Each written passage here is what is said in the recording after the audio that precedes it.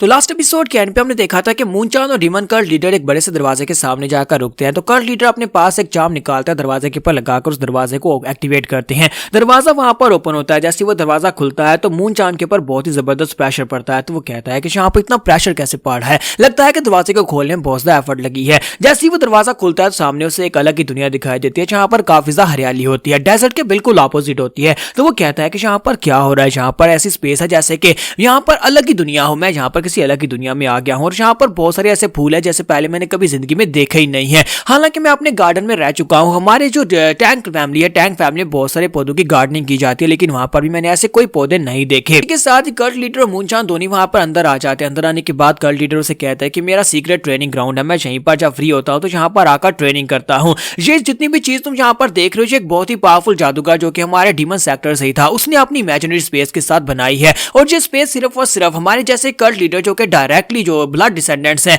उन्हीं को यहाँ पर इसको ओपन करने की इजाजत मिलती है। और सिर्फ हम ही लोग इसको ओपन करके अंदर आ सकते हैं। लेकिन अब यहाँ पर तुम्हारे लिए एक्सेप्शन है, तुम यहाँ पर रहकर ट्रेनिंग कर सकते हो और कोई भी यहाँ पर तुम्हें डिस्टर्ब नहीं करेगा। तुम जितना चाहे यहाँ पर ट्रेनिंग कर सकते हो। जैसे मैं तुम्हें यहाँ पर इस जगह के ऊपर लेकर आया हूँ, अगर तुम यहाँ पर हायर राम में पहुंच जाते हो तो फिर हमारे लिए बहुत ज्यादा अच्छा रहेगा, क्योंकि पहले भी यहाँ पर हमारे पास राइट एंड लेफ्ट एनवाई है जो कि फायर राम के एक्सपर्ट्स हैं। अगर उनके अलावा तुम भी फायर राम में पहुंच जाते हो तो फिर हमें यहाँ पर बहुत ज्यादा सपोर्ट मिलने वाली है और हमारी डीमन आर्मी जो है वो बहुत ही जल्दी सेंट्रल प्लेन्स के ऊपर कब्जा कर लेगी। इसके साथ ही मूनचान उसके सामने घुटने टेक देता है और कहता है कि योर हाइनेस, मैं यहाँ पर अपनी सारी जिंदगी आपको समर्पित करने को तैयार हूँ, प्लीज यहाँ पर मुझे दे दे, मुझे वो ब्लड रिवर्स टेक्निक दे दे। तो वो कहते हैं हाँ क्यों नहीं। और इसी के साथ ही वो कहता है कि चलो जल्दी से मेरे सामने आ जाओ। तो इसी के साथ एक रेडियर उसके सामने वहां पर से निकल आता है। तो वो उसे कहते हैं काफी दिनों के बाद तुम्हें देख रहा हूँ मास्टर डियर। तो मास्टर डियर यानी कि वो एक रेडियर होता है, तो उसे डियर ही बोलेंगे ना। तो वो बाहर निकलता है और कहता है कि जी मास्टर बताइए आपने यहाँ पर मुझे क्यों बुलाया है। तो वो उसके पास जाते हैं और जाकर उससे बात कर रहे होते हैं, जबकि मूनचान वहां पर सोच रहा था क्या ये वाकई में एक डियर है या फिर इसने अपने सर के ऊपर एक मास्क लगाया हुआ है। मास्टर डियर उसे कहता है तो मास्टर आप यहाँ पर ये चाहते हैं कि मैं यहाँ पर इसको ट्रेनिंग दूं, इस लड़के की ट्रेनिंग में इसकी मदद करूं,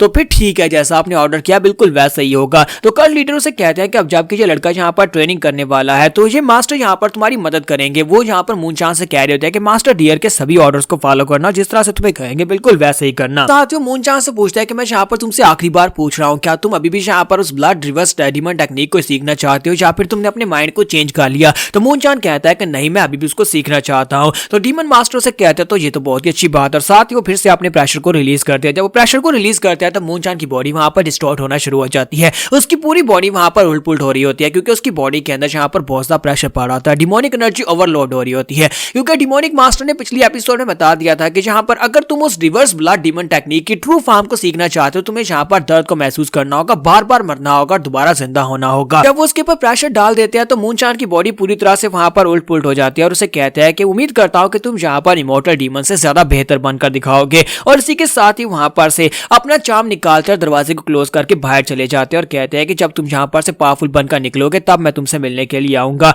और उसके वहां पर चले जाने के बाद दूसरी तरफ योंगम्योंग का सीन दिखाते हैं कि वो रास्ते में जाकर जगह पर रुक जाता है, क्योंकि उसे वो फॉर्मेशन मिल जाती है जिस फॉर्मेशन के अंदर बड़े से अर्थ ड्रैगन को सील किया गया था। तो वो कहता है ये तो वही फॉर्मेशन है, ये वाकई में वही फॉर्मेशन है, इतनी पावरफुल फॉर्मेशन सिर्फ और सिर्फ वही बंदा बना सकता है। इस बड़ी फॉर्मेशन के नीचे उस अर्थ ड्रैगन की डेड बॉडी पड़ी थी, उसे सील किया गया था। तुम्हारा योंगम्योंग उसे कहता है कि लेकिन मुझे तो यहाँ पर से इसके नीचे से बहुत ही ज्यादा पावरफुल इवल स्पिरिट्स की एनर्जी महसूस हो रही है, क्या तुम्हें यहाँ पर महसूस हो रही है। तो वो कहता है हाँ मुझे भी यहाँ पर महसूस हो रही है, ऐसे लगता है कि जैसे वहां पर नीचे बहुत ही ज्यादा स्पिरिट मॉन्स्टर्स हूं, यानी कि तकरीबन 100 से भी ज्यादा स्पिरिट मॉन्स्टर्स हो सकते हैं। तुम्हारा योंगम्योंग कहता है लेकिन ऐसा कैसे हो सकता है। तो जिंगू स्नेक उसे कहता है कि मुझे लगता है कि उस जादूगर ने यहाँ पर इस फॉर्मेशन को इसलिए बिछाया था ताकि वो यहाँ पर बेनेवोलेंट स्पिरिट्स को क्रिएट कर सके। और यहाँ पर क्योंकि अर्थ ड्रैगन की डेड बॉडी पड़ी हुई थी और वो एक इवल ड्रैगन था, उसकी बॉडी के अंदर से निकलने वाली एनर्जी को एब्जॉर्ब करने के बाद ये सारी की सारी बेनेवोलेंट स्पिरिट्स जो है पहले से बहुत ज्यादा खतरनाक और पावरफुल हो चुकी हैं। लगता है कि ये सब कुछ उसी हीवन डिफाइंग मास्टर का ही काम है। वो लोग तो यहाँ पर अपने लोगों को सैक्रिफाइस करने को तैयार होते हैं, जैसा कि हीवन ब्रिलियंस डीमन के लोग यहाँ पर रिवर्स ब्लड डिमोनिक टेक्निक को यूज करते हैं, अपने लोगों का सैक्रिफाइस दे देते हैं। तो वहां योंगम्योंग वहां पर सोच रहा होता है कि इसने कहा कि यहाँ पर तकरीबन 100 से भी ज्यादा है, हो सकता है कि वहां पर 1000 हो सकती है। अगर 1000 स्पिरिट्स हुई तो फिर तो हमारे लिए फायर को जीतना नामुमकिन हो जाएगा, क्योंकि इन स्पिरिट्स के ऊपर तलवारें काम नहीं करती, फिजिकल अटैक्स काम नहीं करते, सिर्फ और सिर्फ स्पिरिट अटैक्स ही काम कर सकते हैं और हमारे पास इतने मास्टर्स नहीं है कि इनके साथ फाइट कर सके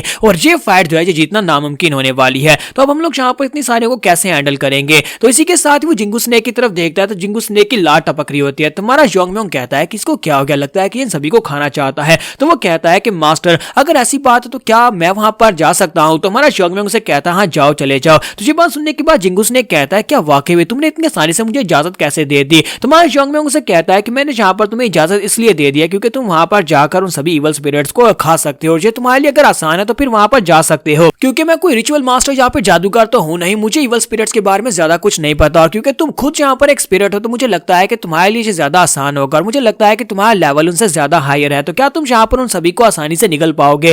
तो जिंगू स्नेक उसे कहता है कि हाँ ये बात तो वाकई में सच है कि मेरे लिए ये बहुत ज्यादा आसान है, मैं सभी स्पिरिट्स को ऑब्जर्व कर सकता हूँ। तो जोंगम्योंग उसे कहता है तो फिर ठीक है वहां पर नीचे चले जाओ। वैसे मेरी बॉडी काफी ज्यादा थक चुकी है, मैं पिछले कुछ दिनों से यहाँ पर भागते हुए आगे की तरफ बढ़ रहा हूँ, तो मैं यहाँ पर इस वेस्ट डेजर्ट से बाहर नहीं निकल पाऊंगा। तो फिलहाल के लिए मैं रेस्ट करने के लिए किसी जगह के ऊपर चला जाता हूँ। एक दिन के बाद मुझे वापस आकर मिलना, फिर हम लोग डीमन सेक्टर में चले जाएंगे और वहां पर जाकर फाइट करेंगे। तो जिंगू स्नेक उसे कहता है कि ठीक है मुझे समझ आ गई मुझे क्या करना है। और इसी के साथ ही वो उसको छोड़कर वहां पर उसकी बॉडी के अंदर से बाहर निकल आता है और बाहर निकलने के बाद उसे कहता है कि मैं यहाँ पर तुम्हें एक मशवरा देना चाहूंगा। तुम्हें यहाँ पर से नॉर्थ की तरफ आगे बढ़ना होगा। इस डेजर्ट के बॉर्डर की तरफ एक गाँव है, उस गाँव के अंदर चले जाओ, मैं वहीं पर आकर तुमसे मिलूंगा। और इसी के साथ ही वो जिंगू स्नेक जो होता है वो मिट्टी के अंदर चला जाता है, उस फॉर्मेशन को पार करते हुए नीचे की तरफ जाना स्टार्ट करता है, क्योंकि वहां पर जो इवल स्पिरिट्स होती है उन सभी को खाना चाहता है। जबकि इसी के साथ ही वहां पर एक गार्डियन भी होता है, एक गार्डियन जो जाग जाता है और कहता है कि यहाँ पर कोई बहुत ही पावरफुल एनर्जी मेरी तरफ आगे बढ़ रही है। ऐसे लगता है कि जैसे मास्टर है, लेकिन ये मास्टर की एनर्जी नहीं है, उससे काफी ज्यादा अलग है।